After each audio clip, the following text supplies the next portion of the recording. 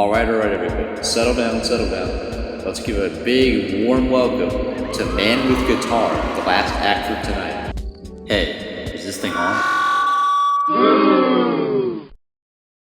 Guys, calm down. It's just a little bit of interference.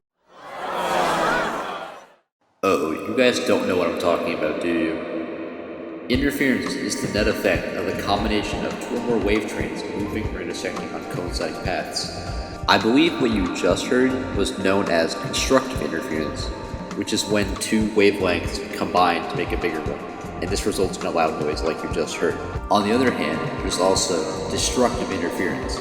This occurs when two waves that are on different phases come together, which cancels out the sound wave. This results in no sound being transmitted. Get on with the show! Hold on. Are any of you familiar with the laws of energy conservation?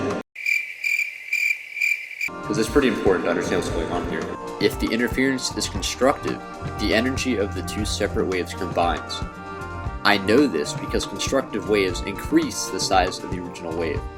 However, destructive interference does not destroy the energy, as this goes against the laws of energy conservation. The energy would still be conserved, but converted into other mediums, such as kinetic energy. Well, now that we've gone over that, I think I can finally start playing. And a 1, and a 2, and 1, 2, 3, 4. Sorry about this, guys. I think my guitar's out of tune. I know how to fix this, though. I can retune my guitar using beats. Beats are the periodic and repeating fluctuations, or the intensity of the sound, when two sound waves have similar frequencies interfere with one another. In order to tune the guitar, the player will continue tuning the instrument until the notes from the guitar sound solid and unwavering. Without the use of beats, this would be very hard to tell due to a lack of comparison. I'm going to tune it right now to show all of you.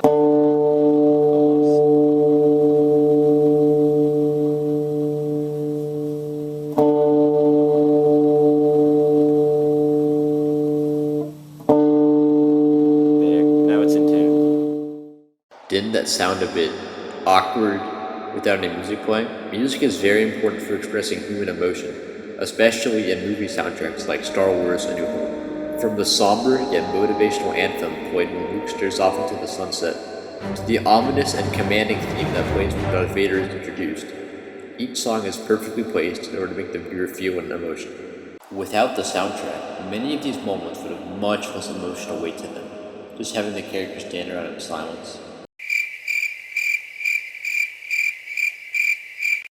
The use of motifs would also be lost without music.